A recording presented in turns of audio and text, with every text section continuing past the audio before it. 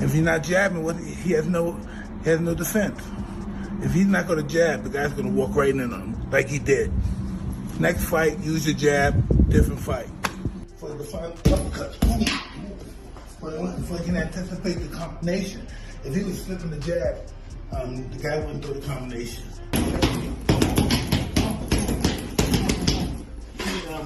When he was jabbing, Canelo should have been moving, flipping the jab.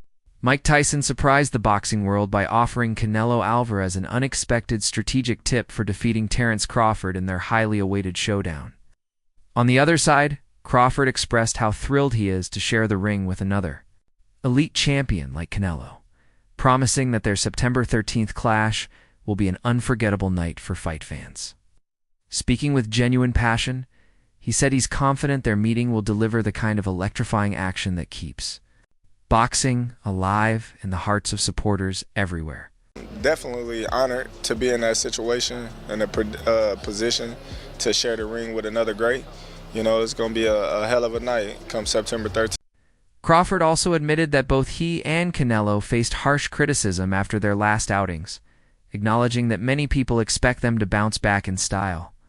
He vowed to bring a far more aggressive approach this time, urging fans to prepare for non-stop action from the very first bell. For him, this bout isn't just about securing a victory, it's about reminding the world why he's still one of the sport's most dangerous and respected fighters. His performance against William Skull, did you take more confidence from that fight?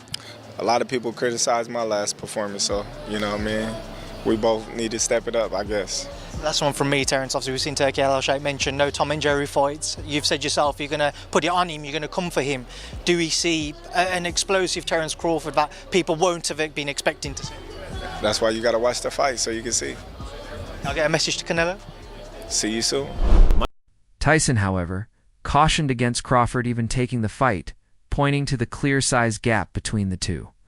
He referenced Crawford's struggles against the bigger, more awkward Israel Madramov, warning that such physical disadvantages could spell trouble against a strong, skilled opponent like Canelo Alvarez. What do you think about Terence Crawford calling out Canelo? You know, I don't like that fight. Why not? I don't like that fight. It's just too much weight, you know, and he had a close fight with the last guy he fought, Terence, but this guy was big and he was awkward. He was really awkward. He shouldn't have fought that guy. He should have fought a guy that would just come straight at him. The guy was too awkward. He's herky-jerky. In another comment, Tyson gave Canelo straightforward advice. Use his jab as a main weapon. He explained that a sharp, steady jab could throw Crawford off rhythm, limit his offensive flow, and set up openings for heavier punches later in the fight. Tyson emphasized that while the jab may seem basic, it's often underestimated and could be the key to dismantling Crawford's entire strategy. If he's not jabbing, he has no defense. If he's not going to jab, the guy's going to walk right into him like he did. Next fight, use your jab, different fight. Just pretty much jab.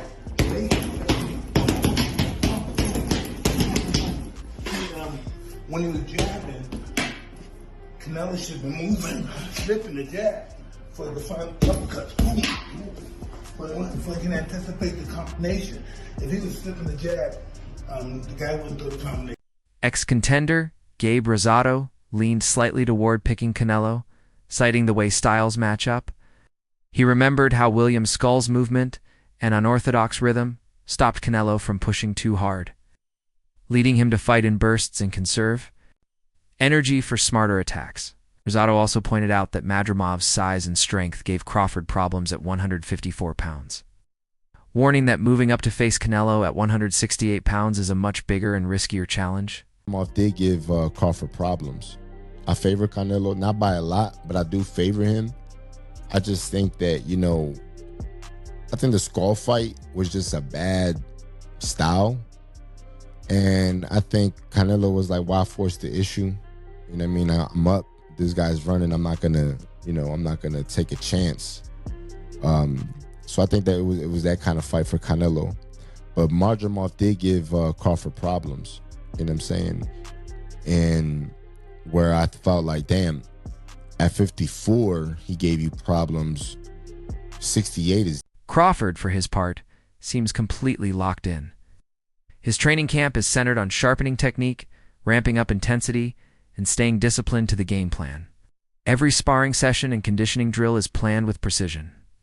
To prepare for Canelo's unique mix of power and skill, the atmosphere in camp has been described as focused and distraction-free, with nothing allowed to derail preparation for what could be the most important fight of his career. You have to be relentless. You have to never let off the gas, never stop, never quit. Never allow anyone to talk you out of the dream, the vision, and ideas. And understand that for every level, there's another devil. It is the devil's job to create challenges, issues, and conflicts, insecurities, fear, because he wants to put you to a test. But I can tell you now, I piss the devil off every day because I just don't stop.